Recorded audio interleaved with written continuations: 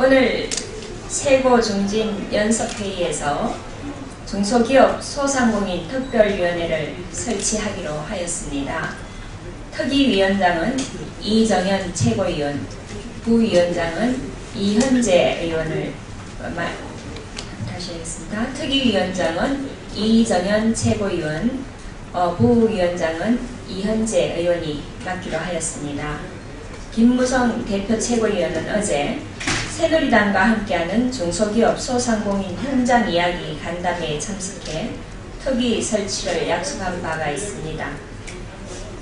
중소기업은 기업의 99%를, 일자리의 88%를 차지하고 있습니다. 뿌리가 튼튼해야 꽃도 피울 수 있는 법입니다. 우리 경제의 뿌리를 이루고 있는 중소기업들이 튼튼하고 강해져야 우리 경제도 번영의 꽃을 피울 수 있습니다. 최근 우리 경제는 달러 강세와 엔화 약세 등의 대외적인 여건으로 인해 비상등이 켜진 상황입니다. 자동차를 제외한 주력 산업조차 올 상반기 마이너스 성장을 기록했다고 합니다.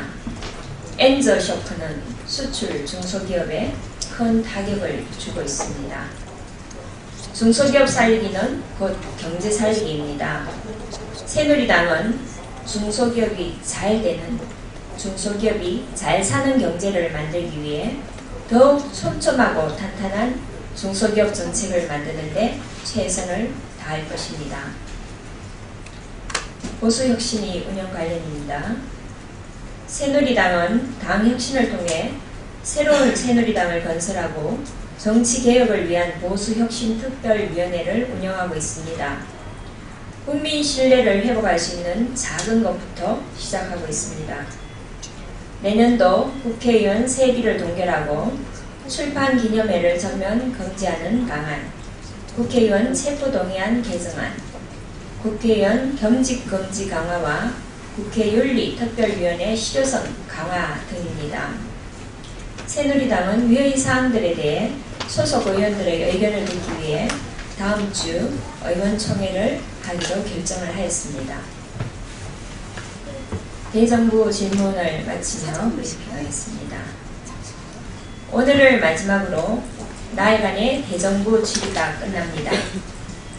새누리당은 이번 대정부 질문에서 집권 여당으로서 정부 정책을 점검하고 근본적인 해결책을 제시하는 데 중점을 두었습니다.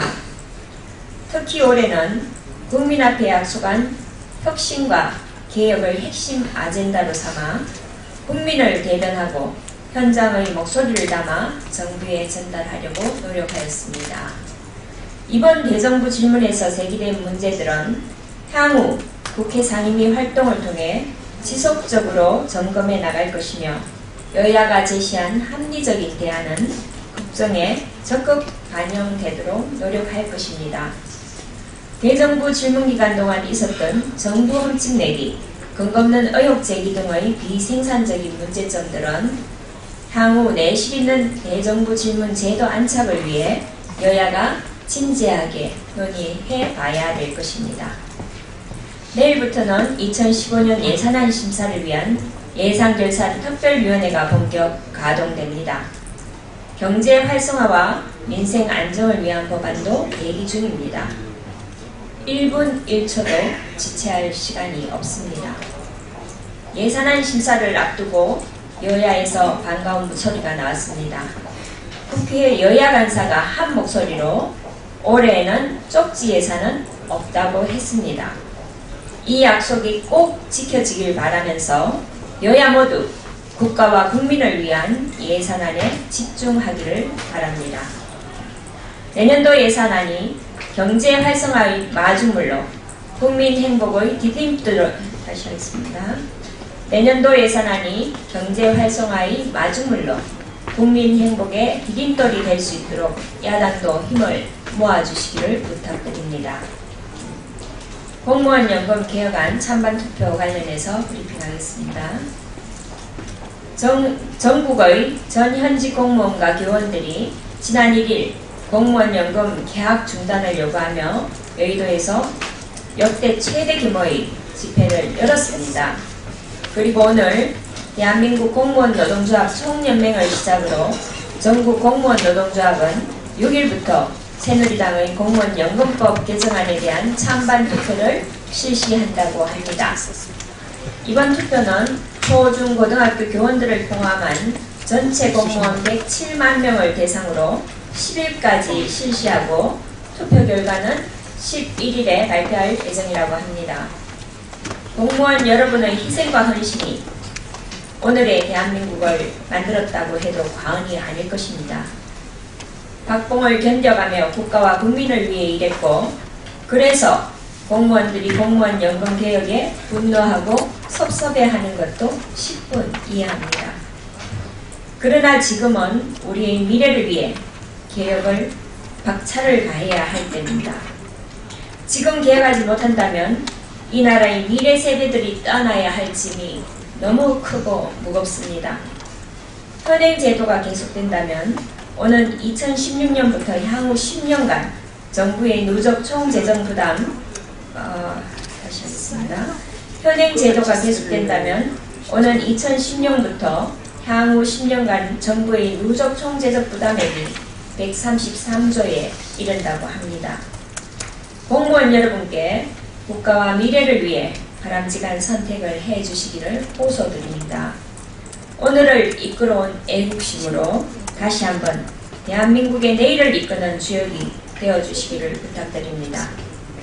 김무성 대표 최고위원은 오는 7일 국회에서 공적연금 강화를 위한 공동투쟁본부 대표자들과 만나기로 약속했습니다. 공무원들의 이야기를 충분히 듣고 조정할 것이 있으면 조정할 것입니다.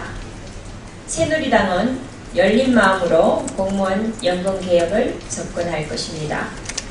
야당도 이것이 미래 세대를 위한 희망의 길임을 인식하고 제대로 갈 수 있도록 협조해 주시기 바랍니다. 아이들이 행복한 나라는 어른들의 책임입니다. 네, 고맙습니다. 최근 잔인한 아동학대 사건이 우리 사회에 충격을 주고 있습니다.